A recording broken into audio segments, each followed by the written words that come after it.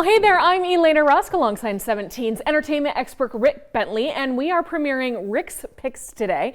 We do this a lot on KGAT 17 News at noon. We always love talking about some of your favorite and some of your not so favorite movies. So we're going to take some extra time and really talk in depth about a topic that we all love, Tom Hanks. Yeah. Basically, I wanted to start with this because when I talk to people, the big question I'm always asked is, who's your favorite interview? Yes. And it always comes down, it sounds trite, but it's always Tom Hanks. Now, I've interviewed him at least 10 times over the years, and each time has just been the same situation. I first interviewed him years ago for Punchline. And I told people when I got done with the interview, I think I'm supposed to go play hoops with him. We're that good of friends. And so what you see on the screen is him. And one more little story about this. I was at a Television Critics Association awards dinner, and Hanks had won an award, and I can't remember what it's for, but he was there. He comes out, they bring up his car. He doesn't have a driver, okay? He gets ready to get in his car, and he's swarmed by about 10 to 15 people. He stood there and signed autographs, took pictures with everybody, and then left. So to me, that says a lot about the guy. It does. And then when we look at his body of work, he's got some of the best pictures ever made. I'm telling you, this guy is just, but he's had a few clunkers. And so what we're going to do with this, when we start talking about the best, we'll often look at the worst, because some people have made those mistakes. And sometimes they take movies just for the money. Right. And look, we forget that actors, it's a job. Right. They've still got to pay the mortgage, and they still have to pay, and so they need to be working. Exactly. Luckily, he's been able to take more good than bad. Yeah, and I like that some of these, he's had his directorial debut. He always has a lot of creative license in his movies as well. His directors and producers really let him be Tom Hanks, but he never feels like he's just walking around as Tom Hanks. He really gets into those roles and completely transforms. Yeah, he has a way of putting on another skin. Yes. And not a lot of actors can do that. I mean, we see people who are, let's face it, Arnold Schwarzenegger can only do action films. When he's tried, he did Twins, and that kind of work, but he's built for a certain type of movie. Yes. Hanks can be in a comedy, a drama, and it just tends to work. That's because he's an actor. Yes. I mean, he knows how to do the work, and I think he truly loves the profession. Yeah. It's not like, oh, it's a paycheck. It's like, I'm obligated to entertain the people. They're going to pay money, so I want to do my best for them. Yeah, and he's always all in. So let's start with your best picks out there. Okay. Your top 5 favorite Tom Hanks movies. We'll start with number 5. Number 5 is Apollo 13. Okay. And I could have done Apollo 13 / Sully. Okay. Because both of those films show Hanks' ability. I think what we really have embraced about Hanks is that he's the new Gary Cooper. Okay. He's the guy. He's a guy that lives next door to us. And when you see his portrayal of Jim Lovell or Captain Sully, he's a guy that could have lived next door to us, who was pushed into a situation where he had to be heroic. Yes. It didn't something he didn't go out and look for, and so it's that everyman possibility, and he always steps up with it. I think it's amazing with both those films, Apollo 13 and Sully. We know the conclusion. We know that people survived, okay? And yet the tension that was built because of the performances shows how good an actor he is. Had he not been able to make us care about Lovell and about Sully, we wouldn't have cared about the movie, because we knew where it was going. And so this is a perfect example of Hanks being able to give us that everyman character. I think if he had been born 50 years earlier, he would have started in High Noon. Right. He'd have been that kind of guy that would have just taken, the pride of the Yankees. He'd have been that guy. And I think that's why we like him. He feels like one of us. He's not that actor that's on a pedestal that we go, oh, Cruise has that's right. He's bigger than life and that type thing. Hanks just feels like a guy you could sit next to at a bar and have a conversation with. And that's one of the things I like about him. And it's always come across in every interview I've done with him. Absolutely. And when he's playing those real life people, I feel like that's harder acting than just taking a role and saying, I'm going to be like this character in this book, or I'm going to be like this screenplay writer wanted it. He became Sully. And he's answered this question in almost every actor I've talked to. When you take on a real person, especially somebody who's still living or that has lived close enough that we know them, they feel a deep responsibility because they know there's family and friends who are going to know this person, and so they're going to compare. And if you soil that image, you have ruined the image of their beloved ones. And so there is a great responsibility. It's much easier to take on a fictional character because if you make the fictional character a jerk in some place, people are going to go, well, that's not a real person, so we don't care. Yes. But had Lovell or Sully been mean at some point or something like that, I think the family would have been offended, and rightly so. Yeah. And so people, actors will tell you, taking on a real person. Now, if you're taking on somebody who was lived 400, 500 years ago, do we really know what Benjamin Franklin, how he talked and everything? But we're talking about somebody that we have footage of, and can compare it to. And so there's the real responsibility for that. And Hanks, again, steps up every time. And what an honor to have a family or a friend saying, oh my goodness, my beloved person is being played by Tom Hanks. Yeah. It's like we always talk about in our own lives, who would be cast to play us? Play me, right. Yeah, I've always said John Goodman would play me. Oh, yes. That's okay. I see that. I can live with that. I like that a lot. So let's go to number 4 then. And for this, you picked Saving Private Ryan. This movie rips me from the inside out every single time I see it. And I remember when it came to the theaters, there were several veterans who had to walk out because it was too real. Yeah. Let me stop real quick and say one thing. Of these 5 that I picked as his best pictures, I could have moved this numbers around. Okay. So when we're talking about this as number 4, it's really 1.1. It's Saving Private Ryan is another great example of Hanks taking on a role of an everyman pushed into a situation. And again, World War II or war, anybody who's gone to combat knows, you can prepare a soldier for what they think is going to happen, but until they get on that battlefield and how they react, and he's a perfect example of that. He was a teacher that was drafted into the Army and had to take responsibility for lives. I mean, how many of us could handle that? Now, I get it. I remember when the film came out, that opening sequence is we've seen war movies over the years, and we know that people die, but that opening sequence was horrifying. Yes. It was more horrifying than any horror film I've ever seen because I know that's what happened. It's what happened. And these are young men, and at that time there were no women sent over there, so I'm not being, this was historical fact. Yes. Right. But these were young men who had their lives ahead of them, gunned down in a split second. And then we see the story continue out. How do you deal with brothers who have been lost, and this quest and this determination to bring one family member back.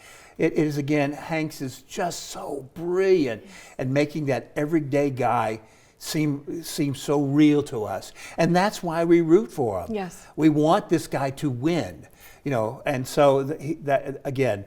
A perfect example of a Tom Hanks role. He is just so great in that movie. And again, the movie is paced so well. And again, I did not serve, but I can imagine what it would be like to have been in the military and see that sort of situation.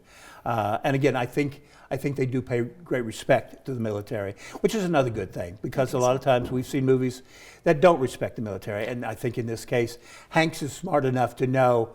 These are very important people. We're not going to mess with that. And these were real stories. Yep. So let's go now to number 3. For this, you picked a favorite, Toy Story. Toy Story. I might have cheated a little bit with this because technically it's just his voice. But still, the way he acts through it. But again, you want to talk about the every toy person? Yes. And that's what he is. What I love about Toy Story and what I think he brings to life is it's a reminder every time we see Woody of almost all had a favorite toy. Something that it may have been broken, torn, been sewed back, eyes popped off the teddy bear, whatever. We had that toy we loved and cherished. And with Woody, he plays that character as if he is an everyman. Yes. He's in every toy. He becomes the toy that's the leader. Even when he's dealing with Buzz, who supposedly wants to be the leader, it's another example of Hank's taking on a role of somebody who's been pushed into a situation, not of their making, but they step up. Yes. And he steps up with this. And again, I love Toy Story. I think it's great, and I always love the first film better. But I almost think Toy Story 2 is even better. It's great. If we want to talk about the emotional connection we have to our toys. Yes. And again, having Hanks there for all the films, it just works. And a great example of it, if you want to check out, when they did Buzz Lightyear, the series, we did not have Tim Allen come back. You can tell a big difference when the actors got an invested interest in the character, Yeah. and Hanks has that with Toy Story.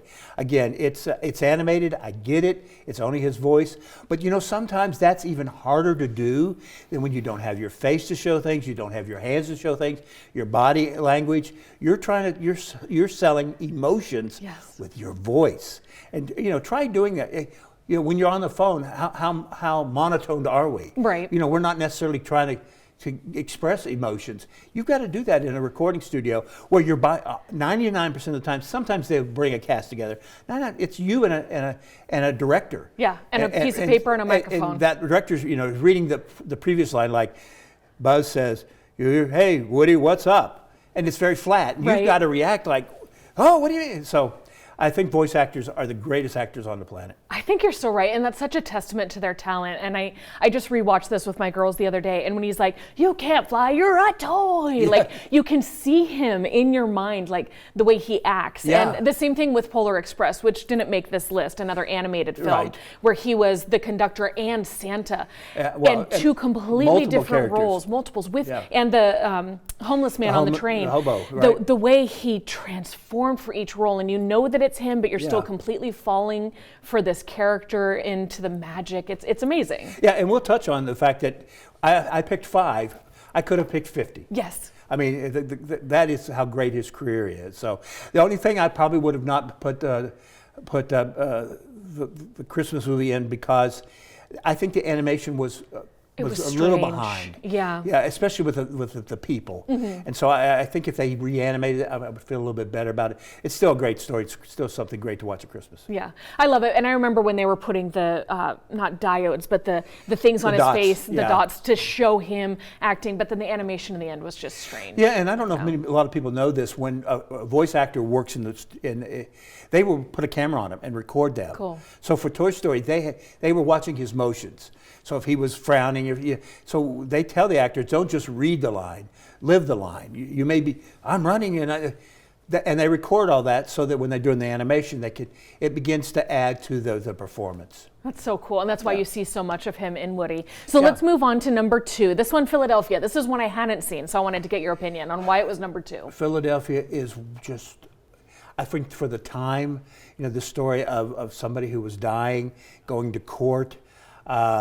It was a role that really showed us the depth of a Hanks performance. I mean, I literally believed this man was dying when I watched him in this. And it's a staggering movie about caring about people. Look at his face in there. You can just see this. You feel this man is just moments away from passing away. And I have to admit, this film also gets a little bit of an extra kick for me because a longtime Kern County resident, Charles Napier, was in this movie. He played the judge in this. Yeah. And so anytime Napier was in a movie, I always had a little bit more of heart for it. But Hank's performance in this is just about as good as it gets. Often we see people trying to play somebody who's sick, and it's just, you can tell the makeup work is doing it. This is his face. Yes. I mean, even to the way he moves his hands, moves his body. This is a man that is racked with pain, and we believe every second of that. I mean, you can't look at a moment like that. I mean, I'm getting to get teared up. That did give me chills. Yes. It does. It's just, and this is a film I've seen multiple times, and every time I see those films, those moments, it touches my heart, and it makes me so sad. But it's also this great reminder of what we need to do about caring for each other and loving each other, and Hanks does that. So he's amazing. He's amazing. Yeah. I love that. So with that, how can anything top that? Your number one pick, Castaway. Castaway. I picked this film as the number one, and it could have any of the others could have been there, but this is the prime example of what happens when an actor is on their own. And those that haven't seen the film, he plays a Federal Express employee who a storm crashes a plane, and he ends up on a deserted island. He's there for 4 years, and the majority of the movie is about him trying to survive. There's nobody with him. He has a volleyball that he names Wilson that he talks to, but we get the whole story about. It is interesting that piece of Bakersfield. Bakersfield. Yes, I never noticed that before. Yeah, I remember that when it came out. But what it is this is the perfect example of an acting experience. He has nobody to work from. He is trying to tell the story without it sounding like, oh, I'm just regurgitating the script for you. I'm moving the plot along. But even moments, I've always said my favorite movies with actors are when they don't have anything to say. Yes. Because you have to depend on, I mean, this simple scene here where he's just staring, you can see almost his brain going, I may have the piece I needed to get off this island. Yes. I've been here 4 years. It's been safe. I've survived, and I'm using air quotes for that. But you know, you can see it in his face, like, maybe this is it. But that's all. You know, that's an incredible. And no words are used. No words. I mean, that is so. I mean, the scene where he has an impacted tooth, yes, and must take it out himself, is horrifying, and we believe every moment of his pain.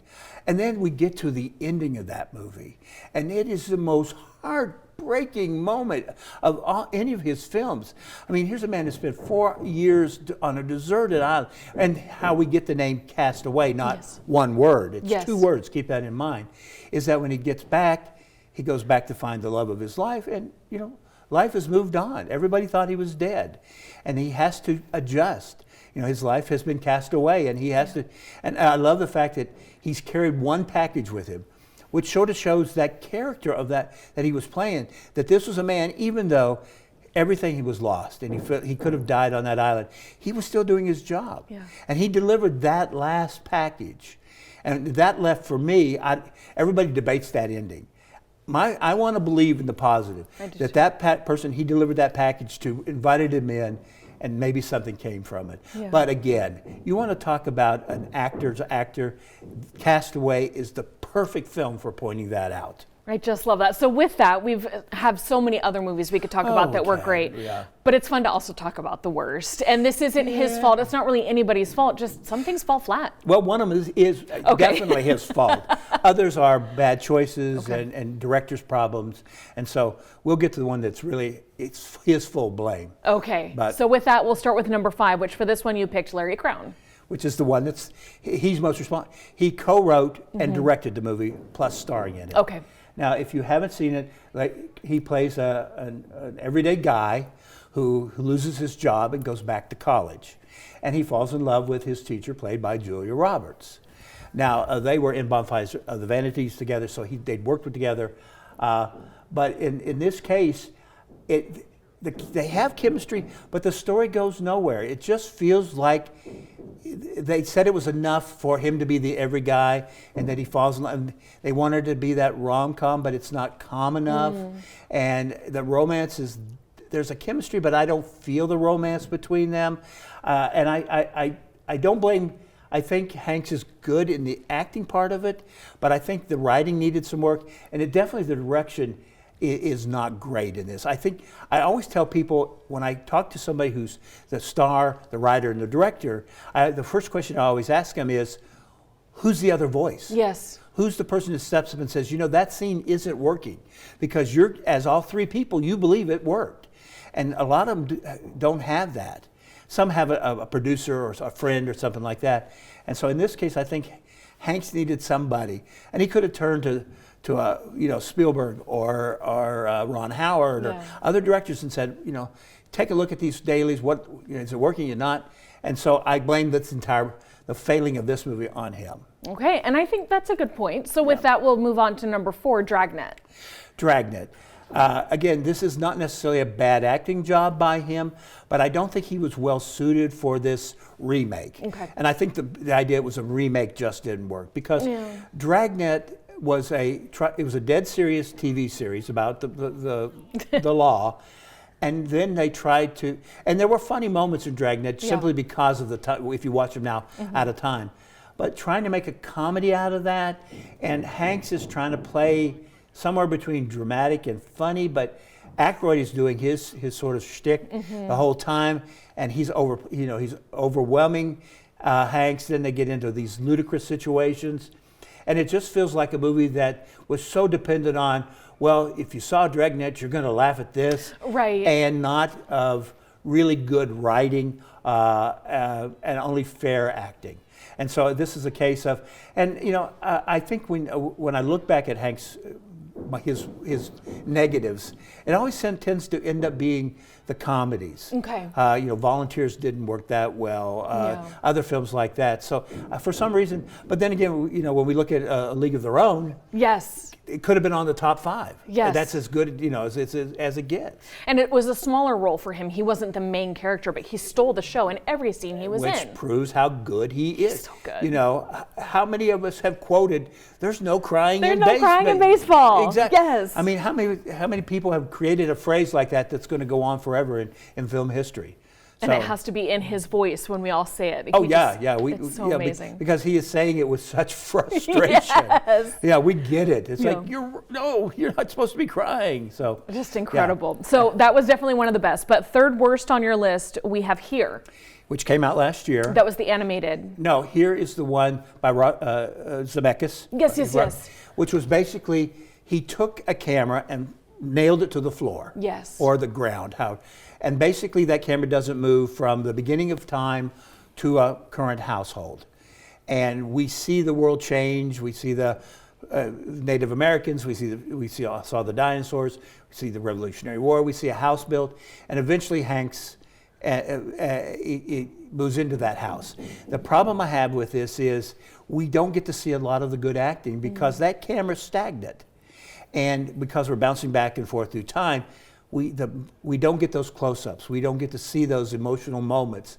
And I think after about 10 minutes of watching that, I was so bored with the process that even the best actors, like a Hanks, just could not pull it off. And so this was a case of, that wasn't necessarily bad because of his work, but it was because of the process, of the way the film was shot. I mean, the only time the camera ever moves is at the very end. And by then, I was just bored to tears over it with this thing. And there were there were storylines that were more interesting, but because we're bouncing through time, then you had to sort of concentrate on that. But then if you lost interest, you thought, well, where did that character come from? Yeah. How's that character related? I don't care anymore. Yeah. And so we lost, if that shot had been shot just like a regular, you could have said this is a place, we could have seen it from the outside, the inside. I think we would have gotten the close-ups and really sort of been able to appreciate the acting that we didn't get to see with this.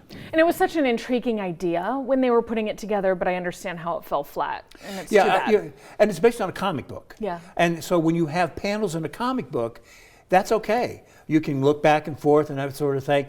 Sometimes that just does not translate to the silver screen. Yeah. And so in this case, I think the source material just didn't get across as well, and that hurt his performance. It did indeed. So then we have number 2 is The Burbs. The Burbs / The Money Pit. Yeah. I'm going to put both those together. Both of them, again, have Tom Hanks playing the average guy, what it's like living in the suburbs and all the craziness that happens there. The Money Pit is him, an average guy, trying to refurbish a house that can't be refurbished. He just seems lost in both of those films. I don't know if it's the fact that he's supposed to be the straight guy in this, and he doesn't feel comfortable in that, especially in The Money Pit, where he's working with Shelley Long. You know, at that time she was pretty hot, so I don't know if they wanted her to be the comic of it. Right. But because he seems so uncomfortable in the role they've cast him at as the head of the household in both of these, that he just doesn't give us the performance I think we needed. I think it should have been. There are slapstick moments in both, but they're few and far between. So I think both films should have said, we're going to go for either a kind of a serious look at what it's like to live in the burbs or rebuild a house, or go wildly crazy with it.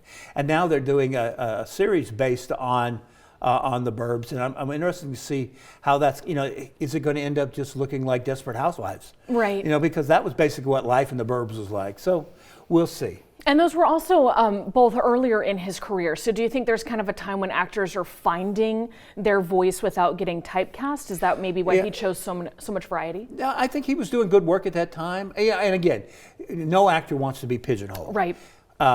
Because when you're doing great dramatic roles that get you Oscar nominations and wins, people are going to want to keep putting you there. And so these scripts may look great. Sometimes it's the director's vision that falls flat. It's the editing. The studio might go in and re-edit something, take out something. I've done interviews with actors who said, I was in such and such a movie, and I go, I didn't see it. Well, they cut me out. Oh. And so you never know what's going to happen once a film gets done. Yes, once it finally goes to production, you may be surprised. Right. Yeah. So with that, maybe this is a surprise for you. Your number one worst pick, Pinocchio. Pinocchio. The film didn't need to be made. Okay. That's the main problem here. This came at that time when we were remaking all the Disney movies, yes, the live Lion action. King and all this stuff. And because some of those worked, they felt like they could do that with Pinocchio. Now, this is such a watered down version of Pinocchio that we really don't get. I mean, I remember the original animated film. There are scenes in that original animated film that are very scary. Very scary. We don't feel that with this movie. Okay. And if you ever read the original book, it's even more horrifying than the Disney movie. And so what we get here is sort of, the best way I can describe this is it's a very soulless movie. Everybody goes through the motions. It's visually stunning. Yeah. Don't get me wrong, it looks great. But it's sort of me like, my dinner tonight will be only marshmallows. Okay, that looks good. First couple bites, okay. Then you realize, I'm not getting anything out of this. And that's what this film did for me. It was just a lifeless, it's a film that probably wanted to be a real film, and the Blue Fairy never showed up for it. And so we're ended up with this wooden production that just fails on every way. Oh, that's too bad. So with that said, many people may be wondering, like me, as I was looking through your list, we have only a few minutes left for you to address why Forrest Gump was not on your list. I like Forrest Gump. I remember when it came out, I remember loving the film. I appreciated it. I now, having looked back at it, I have a problem with it because it feels very gimmicky now. Yeah. All those cuts of him with Johnson, him playing ping pong, we realize how much of that is fake. All that, again, that sort of overpowers the film for me now. And again, we are living in a time where you couldn't make the movie now. Yeah. He would have just been condemned for playing a character that had the mental aptitude that Forrest has. Yeah. Again, though, he does have one of the most famous lines in film history with "Life is like a box of chocolate."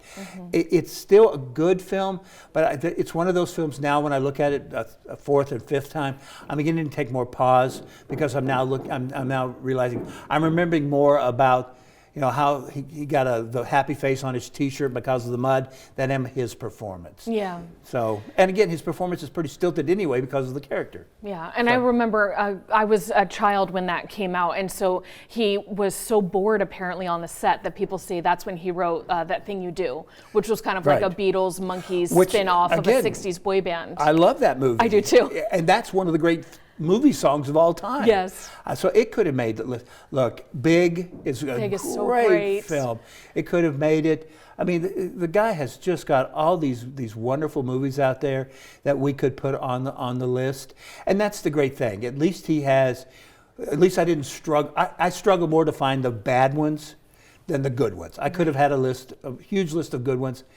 These are probably the worst of. You're not going to find many more that he failed at. Yeah. Probably the Da Vinci Code trilogy.